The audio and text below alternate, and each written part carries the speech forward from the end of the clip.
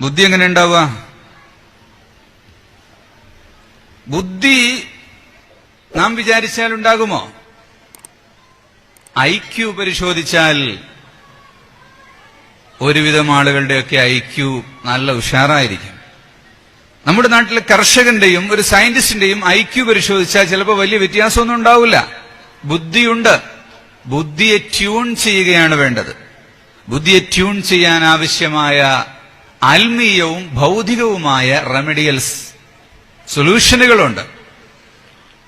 ബുദ്ധിയെ കീപ്പ് ചെയ്യാൻ വേണ്ടി സലാഹുദ്ദീൻ എന്ന് പറയുന്ന കിതാബിൽ അതിന്റെ മരുന്നുകൾ പറയുന്നുണ്ട്. കൂടുതൽ കൊഴുപ്പുള്ള ഭക്ഷണങ്ങൾ കഴിക്കരുത്. മിൻ ഹൈസു ലം യദ്രി അന്ന സുമ്മ ഫിദ്ദസമി, കൊഴുപ്പ് അത് വിഷം ആണ്, പോയ്സണ. അതുപോലെ കയ്പ് കൂടുതലുള്ളത് കഴിക്കരുത്. ഭക്ഷണത്തിന്റെ കാര്യത്തിൽ ഒരു നിയന്ത്രണം വേണം. മറ്റൊന്ന്, ഭക്ഷണം കുറച്ച് കഴിക്കണം. കുറച്ച് കഴിക്കുമ്പോൾ ബുദ്ധിയും കൂടും ആരോഗ്യവും കൂടും എന്നാ പറയുന്നത്. താജുൽ ഉലമ റഫഅ അല്ലാഹു ദറജതഹു, താജുൽ ഉലമ അനുസ്മരണ ഗ്രന്ഥം ഇപ്പൊ എല്ലാവരും വായിക്കുന്നുണ്ട് അല്ലേ? SYSന്റെ ബുക്ക് ടെസ്റ്റ് നടത്തുന്നുണ്ട്. മലയാളം അറിയുന്നവരൊക്കെ, ഞാൻ നേരത്തെ ചോദിച്ചത്, മലയാളം എഴുതാനും വായിക്കാനും എല്ലാവരും പഠിക്കണം. കാരണം ഈ നാട്ടിൽ ഇപ്പം മലയാളം പറഞ്ഞാൽ ആളുകൾക്ക് മനസ്സിലാകുന്നുണ്ട്. അത് നഷ്ടപ്പെട്ടാൽ നമുക്ക് ഇൽമിന്റെ വലിയൊരു ലോകം നഷ്ടപ്പെടും. കേരളീയർക്ക് വിജ്ഞാനത്തിന്റെ വലിയ ഒരു വാതായനം, വലിയൊരു ബഹറായിരുന്നു അറബി മലയാളം. ഇന്നും മദ്രസകളിൽ അത് പഠിപ്പിക്കുന്നുണ്ട്. അതെങ്ങാനും നഷ്ടപ്പെട്ടാൽ 10,000-ലേറെ കിതാബുകളാണ് വിജ്ഞാനത്തിന്റെ ലോകത്ത് നിന്ന് നമുക്ക് നഷ്ടപ്പെടുന്നത്. അറബി മലയാളം. അതുപോലെ ഇപ്പോ മലയാളം, നമുക്ക് അറിയുന്ന ഒരു ഭാഷയും നമ്മൾ ഒഴിവാക്കി കളയരുത്, അത് നിലനിർത്തണം. അപ്പോ താജുൽ ഉലമ അനുസ്മരണം ഇപ്പോ നാട്ടില് ഒരു ടെസ്റ്റ് നടത്തുന്നത് കൊണ്ട് എല്ലാ ആബാലവൃതം ജനങ്ങളും വായിക്കുകയാണ്. എന്നാൽ നൂറുൽ ഉലമയുടെ കൃതിയുണ്ട്, അനുസ്മരണ കൃതി. അത് വായിച്ചാൽ നിങ്ങൾക്കറിയാം അവരുടെ ജീവിതത്തിന്റെ 2 പ്രധാനപ്പെട്ട ക്വാളിറ്റി ആയിരുന്നു. ഒന്ന്, കുറഞ്ഞ ഉറക്കം, കുറഞ്ഞ ഭക്ഷണം. ഉറക്കം കുറഞ്ഞാൽ ബുദ്ധി വർദ്ധിക്കും, ഭക്ഷണം കുറഞ്ഞാലും ബുദ്ധി വർദ്ധിക്കും. 2 നേരമേ ഭക്ഷണം, യഥാർത്ഥത്തിൽ ചൂടുകാലത്ത് പ്രത്യേകിച്ചും 2 നേരമേ ഭക്ഷണം കഴിക്കേണ്ടതുള്ളൂ. ചിലർ വിചാരിക്കും ഇതൊക്കെ കിതാബ് പറയുന്നുണ്ടെങ്കിലും അത് മാത്രം നടക്കൂല. നടക്കണമെങ്കിൽ ഒരാൾക്കൊരു കാര്യം ചെയ്യണമെന്ന് വെച്ചാൽ എന്ത് വേണം? 4 കാര്യങ്ങൾ അല്ലേ? എന്തൊക്കെ? അസ്മു വേണം, തീരുമാനിക്കണം. രണ്ടാമത്, ചെയ്യാൻ തുടങ്ങണം. മൂന്നാമത്, അത് കണ്ടിന്യൂ ചെയ്യണം. നാലാമത്തേത്, തുടർന്നുകൊണ്ടേയിരിക്കണം. കണ്ടിന്യൂ ചെയ്യുന്ന 40 ദിവസം. ഇപ്പൊ ചൂട് തുടങ്ങി. ഇവിടെ ഫെബ്രുവരി 15 മുതൽ മഴക്കാലമാകുന്നത് വരെ 2 നേരം ഭക്ഷണം. കൊഴുപ്പുള്ളതൊക്കെ പ്രത്യേകിച്ച് ഒഴിവാക്കുക. പ്രത്യേകിച്ച് കിണറുകളിലൊന്നും വെള്ളം ഉണ്ടാവില്ല. അപ്പൊ ഇറച്ചി മീനൊക്കെ ഒഴിവാക്കിയാൽ പാത്രം കഴുകാൻ കുറച്ച് വെള്ളം മതി, കൈ കഴുകാൻ കുറച്ച് വെള്ളം മതി, ചെലവ് ചുരുക്കാൻ കഴിയും. കുളിക്കാനും കുറച്ചു വെള്ളം മതിയാകും. കാരണം ഇറച്ചി മീനും കൂട്ടുന്ന ആള് വിയർപ്പ് കൂടുതൽ വാസനിക്കും. അപ്പൊ വെള്ളം കൂടുതൽ വേണ്ടി വരും. അപ്പോ ബുദ്ധി വർദ്ധിക്കാൻ ഭക്ഷണത്തെ നിയന്ത്രിക്കണം. അതുപോലെ ബുദ്ധി കൂടാൻ പറ്റിയ പലതരം ഔഷധങ്ങളുണ്ട്. അതൊക്കെ ചോദിച്ച് പഠിച്ചോളാം. അത്തരം മരുന്നുകൾ, ഭക്ഷണത്തിലെ ക്രമീകരണങ്ങളിലൂടെ ബുദ്ധി വർദ്ധിപ്പിക്കാൻ കഴിയും. പിന്നെ ബുദ്ധിയെ ട്യൂൺ ചെയ്യുന്ന കാര്യങ്ങളുണ്ട്. വിഷ്വലൈസേഷൻ. വിഷ്വലൈസേഷൻ എന്ന് പറഞ്ഞാൽ ഓർത്തു നോക്കുക. എന്താണ് ഇൽമ്? അസ്സൂറത്തുൽ ഹാസുലത്തു ഫി ദിഹ്നി, മനസ്സിൽ രൂപപ്പെടുന്ന പിക്ചറാണ് ഇൽമെന്ന് പറയുന്നത്. പിക്ചർ, ചിത്രമാണ്. ഇപ്പം സ്മാർട്ട് ഫോൺ ഉള്ളത് കൊണ്ട് നമുക്കറിയാം അതിൽ മെമ്മറി ഉണ്ട്, വോയിസ് മെമ്മറി ഉണ്ട്, വീഡിയോ മെമ്മറി ഉണ്ട്, ഗാലറി ഉണ്ട്. ഇതുപോലെ നമ്മുടെ തലച്ചോറിലും ഇതെല്ലാ സാധനമുണ്ട്. ശബ്ദം സൂക്ഷിക്കുന്ന ഭാഗമുണ്ട്, പിക്ചറുകൾ സൂക്ഷിക്കുന്ന ഭാഗമുണ്ട്, ഖുവ്വത്ത് ഹാഫിളയുണ്ട്, ഖുവ്വത്ത് മുതസർരിഫയുണ്ട്, ഖുവ്വത്ത്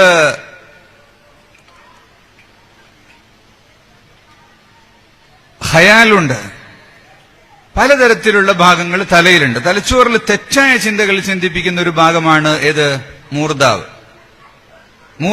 മൂർധാവിലാണ് ബാഡ് തോട്ട്സ്, തെറ്റായ തീരുമാനങ്ങൾ വരുന്നത് മൂർധാവിൽ നിന്നാണ്. സൂറത്ത് ഇഖ്റ ബിസ്മി റബ്ബിക്കല്ലദീ ഖലഖ് ഖലഖൽ ഇൻസാന മിൻ അലഖ്. സൂറത്ത് അലഖിൽ, സൂറത്ത് ഇഖ്റയിൽ അല്ലാഹു തആല പഠിപ്പിച്ചു. എന്താ പഠിപ്പിച്ചത്?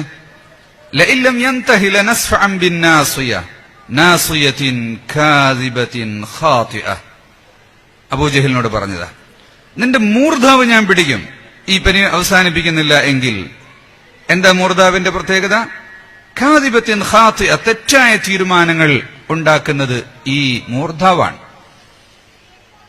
അപ്പൊ ഈ മൂർധാവിൽ അടഞ്ഞുകൂടുന്ന നെഗറ്റീവ് എനർജികളെ, നമ്മുടെ ശരീരത്തിൽ കയറുന്ന അൾട്രാ വയലറ്റ് എനർജികളെ ഡിസ്ചാർജ് ചെയ്യാൻ ഏറ്റവും നല്ല മാർഗം സുജൂദ് ചെയ്യലാണ് എന്ന് ആധുനിക ഹെൽത്ത് സയൻസ് പറയുന്നു. സുജൂദിനെ പോലെയുള്ള ഒരു position.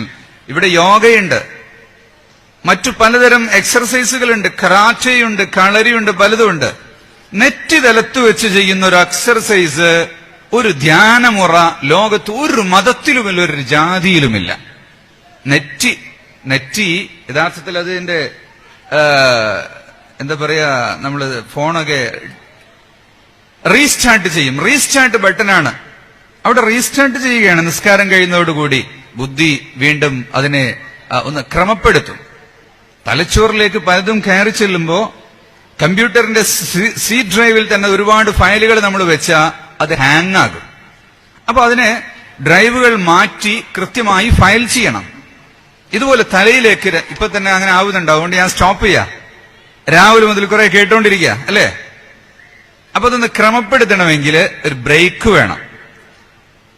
All stand up, sit down. ഒരു ബ്രീത്ത് എടുക്കാം. ഹൂ അല്ലാഹ് എന്നിങ്ങനെ വിചാരിച്ചുകൊണ്ട് breath, deep breath, deep breath. നീട്ടി ശ്വാസം വലിക്കുക.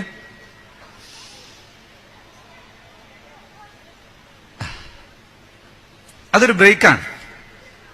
ഈ തലച്ചോറിന് വരുന്ന ക്ഷീണത്തെ ക്രമീകരിക്കാനുള്ള ഒരു ബ്രേക്കപ്പാണ് വുളൂ ചെയ്യുക. വുളൂ ചെയ്യുമ്പോ മുഖം കഴുകും, വായ കഴുകും, മൂക്കിൽ വെള്ളം കയറ്റി ചീറ്റും, കാല് കഴുകും, പുറത്ത് കാണുന്ന അഴുക്ക് വരുന്ന ഭാഗങ്ങളൊക്കെ കഴുകി വൃത്തിയാക്കും. അപ്പൊ അതും തണുക്കും. പിന്നെ വുളൂ ചെയ്താൽ ഉടനെ എന്ത് ചെയ്യണം? ബിലാൽ റളിയല്ലാഹു അൻഹുവിനെ സ്വർഗത്തിൽ കാണാൻ കാരണം എന്തായിരുന്നു? എനിക്ക് പ്രത്യേക ഇബാദത്തുകളൊന്നും അങ്ങനെയില്ല. നബി തങ്ങൾ ചോദിച്ചല്ലോ, എന്താ ബിലാൽ നിന്നെ അവിടെ കാണാൻ കാരണം? റളിയല്ലാഹു അൻഹു, വുളൂ ചെയ്യുമ്പോഴൊക്കെ ഞാൻ 2 റക്അത്ത് നിസ്കരിക്കും എന്ന് ബിലാൽ റളിയല്ലാഹു അൻഹു പറഞ്ഞു. അപ്പൊ ആ വുളൂവും നിസ്കാരവും കൂടെ കഴിയുന്നതോടുകൂടി കമ്പ്യൂട്ടറിൽ ഇരുന്ന് കണക്ക് കൂട്ടി പ്രോഗ്രാം ചെയ്ത് തലപുണ്ണാക്കിയവന് ഒരു ഡിസ്ചാർജിങ്ങിലൂടെ നല്ല എനർജി തിരിച്ചു വരും. അതുകൊണ്ട് നമുക്ക് വർക്കുകൾ കൂടുതലുണ്ടെങ്കിൽ എന്തായാലും അസ്റാവാം 3:15 വരെ ഉണ്ടല്ലോ, അപ്പൊ 3 മണിക്ക് നിസ്കരിക്കാം എന്ന് കരുതി കണ്ടിന്യൂ ആയി ഇരിക്കരുത്. അങ്ങനെ ഇരുന്നാൽ ഒന്ന് ഊരവേദന വരും, 1 മണിക്കൂർ കൂടുമ്പോൾ ഒന്ന് എഴുന്നേൽക്കണം. മറ്റൊന്ന് ബുദ്ധിക്ക് ലോഡ് ഓവർ ആകും, അപ്പൊ മനസ്സിലാകാൻ പ്രയാസമാകും. അപ്പൊ അതിന് റിഫ്രഷ് കൊടുക്കണം.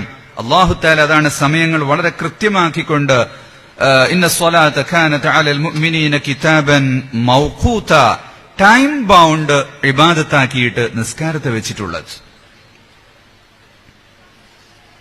അതുപോലെയുള്ള വേറെ ഒരുപാട് മാർഗങ്ങളുണ്ട്.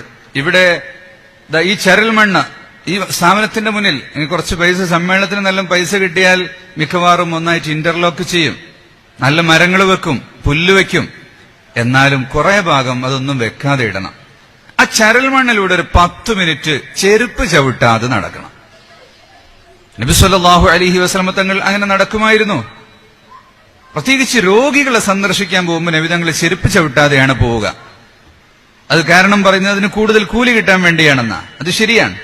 അതോടൊപ്പം തന്നെ രോഗികളെടുത്ത് പോകുമ്പോൾ എന്തായാലും ഒരു ബാക്ടീരിയൽ ഇൻഫെക്ഷൻ ഉണ്ടാകും, രോഗികളുടെ അണുബാധ ഇങ്ങോട്ടുണ്ടാകും. അപ്പൊ ആ മണ്ണിലൂടെ നടന്നു വന്നാൽ ആ ടോക്സിക് ഭൂമിയിലേക്ക് ഡിസ്ചാർജ് ചെയ്തു പോവുകയും ശരീരം ശുദ്ധിയാവുകയും ചെയ്യും. മണ്ണ് തൊടണം. നമ്മൾ എപ്പോഴാണ് മണ്ണ് തൊടുന്നത്? മരിച്ചിട്ട് കവറിൽ കൊണ്ടുപോയി വെച്ചാൽ ഒരു മണ്ണ് ഉരുട്ടിയിട്ട് മുഖത്ത് വെക്കും, അപ്പോഴേ തൊടുള്ളൂ. അല്ലെങ്കിൽ നമ്മുടെ ചെരുപ്പിൽ തന്നെയാണ്. പിന്നെ ബസ്സിലും കാറിലും ലോറിയിലും ടൈൽസിലും മാർബിളിലും അങ്ങനെ തന്നെയാ, മണ്ണ് തൊടുന്നില്ല. സുജൂദിനെ പറ്റി തന്നെ പറയുന്നു, വകാന അക്സറു സ്വഹാബതി ലാ യസ്ജുദൂന ഇല്ലാ അലൽ അർദ്. Most of the Sahaba were bowing on the earth itself. അവര് തറയിൽ തന്നെയായിരുന്നു സുജൂദ് ചെയ്യുക. ഇബ്നു ഉമർ ഇബ്നു അബ്ദുൽ അസീസ് റളിയല്ലാഹു അൻഹു അവരെ പറ്റി കാണാം. അതുപോലെ പിൽക്കാലക്കാരെ പലരെ പറ്റിയും കാണാം, അവര് തറയിൽ തന്നെയാണ് സുജൂദ് ചെയ്യുക. അപ്പൊ മണ്ണിൽ തന്നെ. ഇമാം ബുഖാരി ഉദ്ധരിച്ച ഹദീസ് കാണാം, ഹെഡിങ് കൊടുത്തിരിക്കുന്ന അതാ, സുജൂദ് ചെയ്യുന്നത്, മണ്ണിൽ സുജൂദ് ചെയ്യുന്നതിനെ പറ്റി. നബി സല്ലല്ലാഹു അലൈഹി വസല്ലം തങ്ങൾ മണ്ണിൽ സുജൂദ് ചെയ്തു. എഴുന്നേറ്റപ്പോ നെറ്റിയിലും മൂക്കിന്റെ തലയിലും ചളിയുണ്ടായിരുന്നു എന്ന്. അത് പായയില്ലാത്തത് കൊണ്ടാണെന്നാണ് നമ്മൾ മനസ്സിലാക്കുക. അത് നമ്മെ പഠിപ്പിക്കാൻ വേണ്ടിയാ. അല്ലെങ്കിൽ ഭൂമിയുടെ ഉൽപ്പന്നങ്ങൾ, മാർബിള്, ഗ്രാനൈറ്റ്, മണ്ണിന്റെ ഇഷ്ടിക പോലുള്ളതിൽ, അതും അല്ലെങ്കിൽ പിന്നെ അടുത്ത ഭൂമിയുടെ പ്രൊഡക്റ്റുകൾ, പുൽപ്പായകൾ, കാർപ്പറ്റുകൾ, മുസല്ല. ഈ മുസല്ല എന്ന് പറഞ്ഞാൽ ചൈനയിൽ നിന്ന് ജൂതന്മാർ ഇറക്കുമതി ചെയ്തതാണത്. മുസല്ല എന്നാണ് അതിന്റെ പേര്, ജാനമാസ്. അതില്ലെങ്കിൽ നിസ്കാരം ശരിയാവൂല എന്നാണ് ചില ആളുകളുടെ ധാരണ. ഇപ്പൊ വീടുകളിലൊക്കെ ചെന്നാ നിസ്കരിക്കാൻ പായുണ്ട്, വേറെ എന്തുണ്ടെങ്കിലും ജാനമാസ് കൊണ്ടുവരണം. ഇത് നമ്മുടെ ഹെൽത്തും ബുദ്ധിയും കുറക്കാൻ വേണ്ടി ജൂതന്മാർ ഉൽപ്പാദിപ്പിച്ച സാധനമാണ്. അപ്പൊ അവിടെ പരുവരുത്ത സ്ഥലത്തും അതുപോലെ വിരിക്കുകയാണെങ്കിൽ കട്ടി കുറഞ്ഞതായിരിക്കണം. വലിയ ഹെവി, നല്ല കട്ടിയുള്ള തരം സജ്ജാദകളാണ് ഇപ്പൊ ഇറങ്ങിയിട്ടുള്ളത്. ഇമാമിനാണെങ്കിൽ 2, 3, 4 ഒക്കെ ഉണ്ടാവും. കിടക്കന്റെ മുകളിൽ ഇമാമ നിസ്കരിക്കുക.